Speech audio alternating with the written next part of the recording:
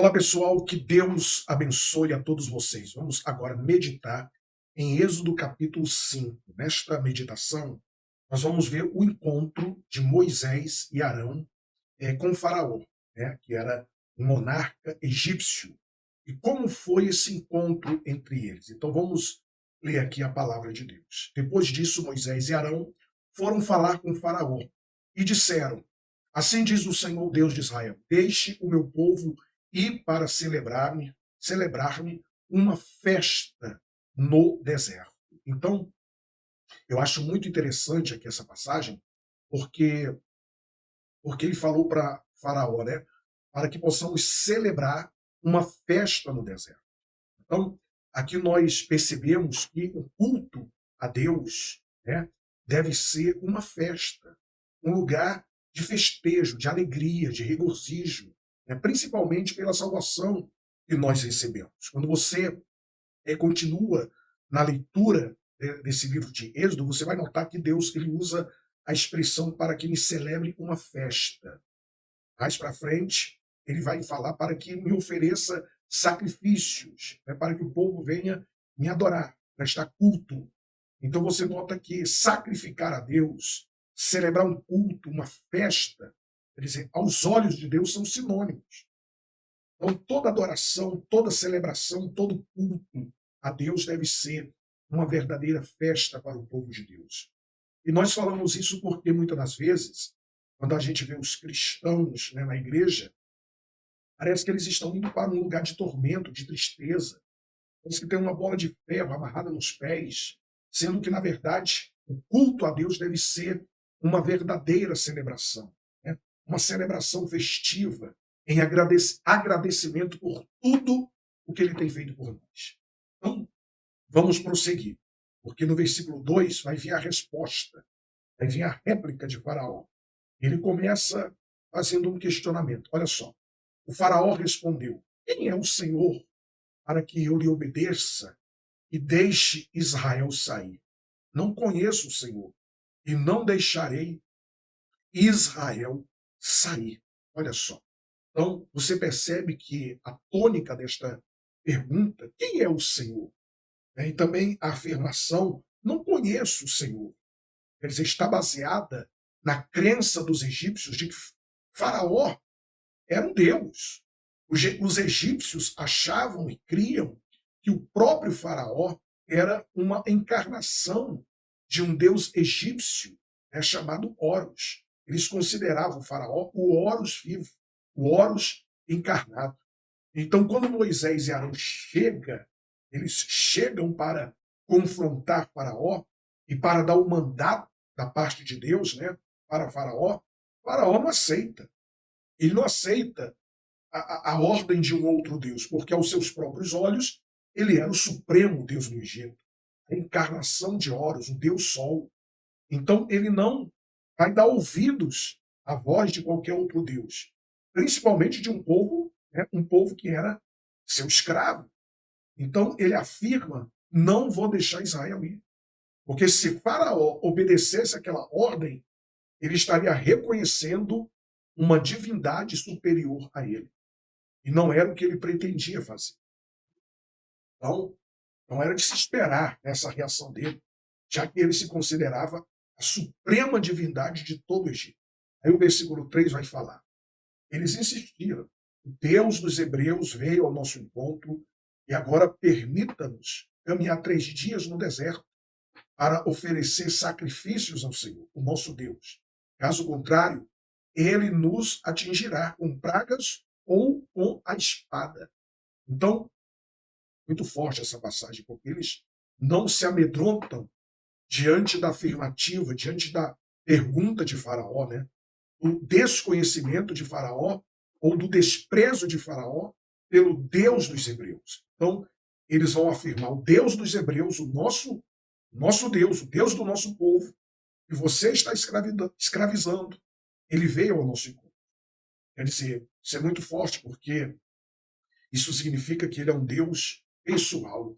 Ele não é um Deus distante, que está no monte, que está lá no céu. Não, ele é um Deus que vem ao nosso encontro. Ele é um Deus que se relaciona conosco.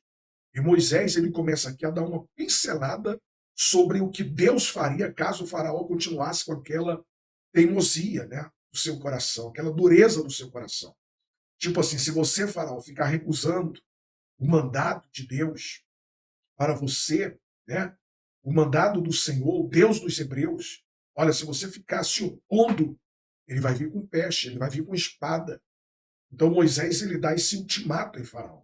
Se você ficar recusando, você vai pagar um preço por isso.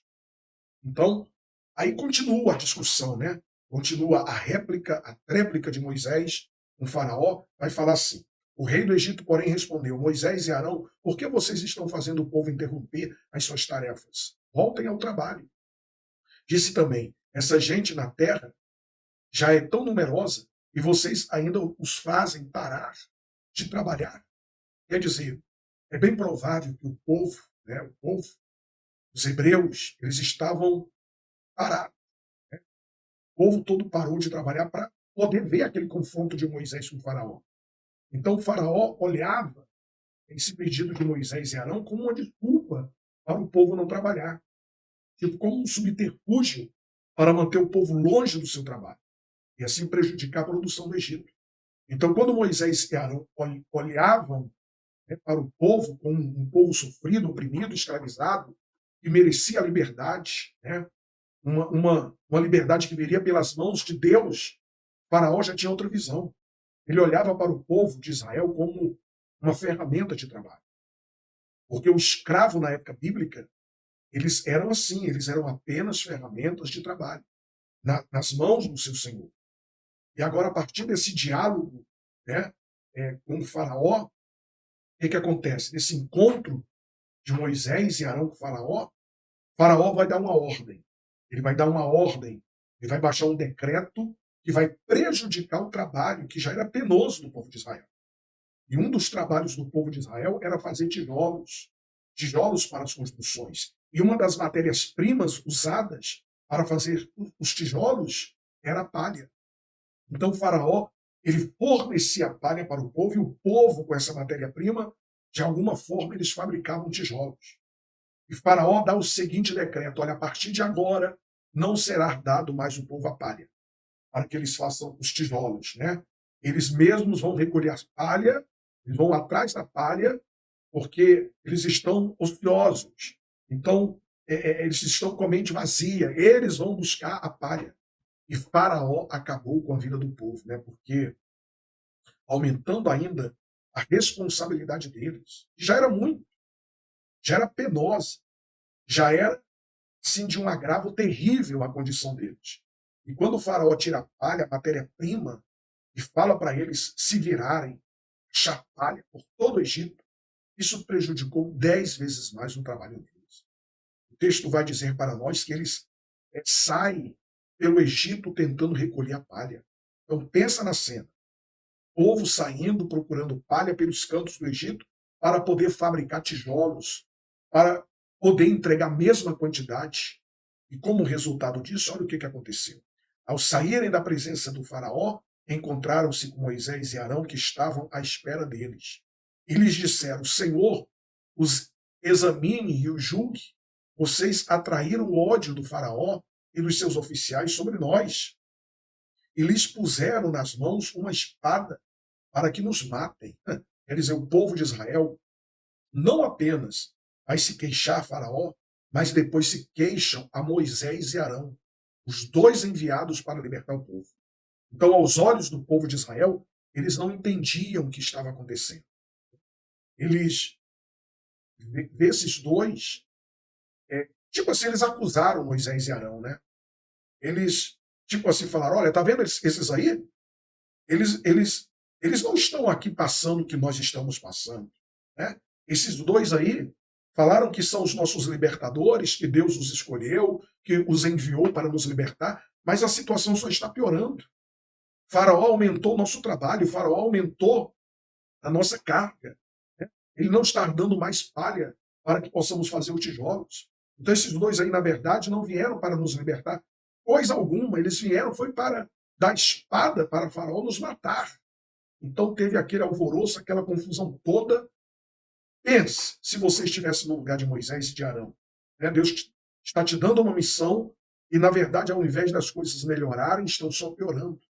E muitas das vezes isso acontece conosco, não é verdade?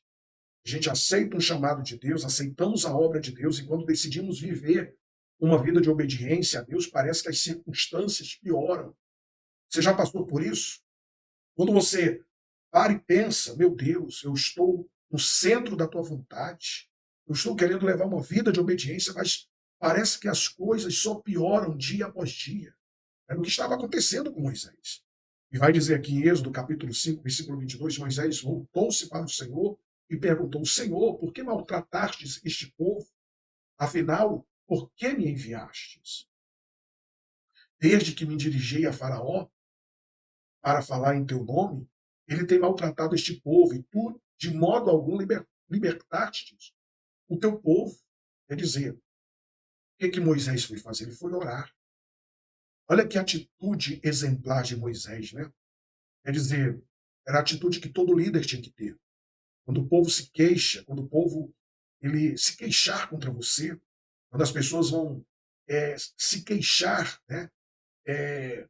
Vão chegar até você e vão falar coisas absurdas, quer dizer, de alguma situação, de algum problema, ou até mesmo contra você, a melhor coisa a se fazer é o que Moisés fez, é se voltar para Deus, é derramar o seu coração diante de Deus. Então Moisés ele foi rasgar o seu coração diante de Deus. Ele foi falar das suas queixas para Deus. É como se Moisés estivesse dizendo, olha meu pai, eu obedeci a tua voz. Eu vim falar em teu nome, mas as coisas só pioraram. E quantos de nós já falamos isso para Deus, né? Quantos? Então é como se Deus estivesse dizendo para Moisés, Moisés, olha, eu estou no controle, tá? Nada disso está acontecendo ao acaso. Eu estou no controle. É o que a gente vai ver no capítulo 6. Deus respondendo às queixas de Moisés. Vamos para o próximo vídeo. Deus abençoe a todos vocês.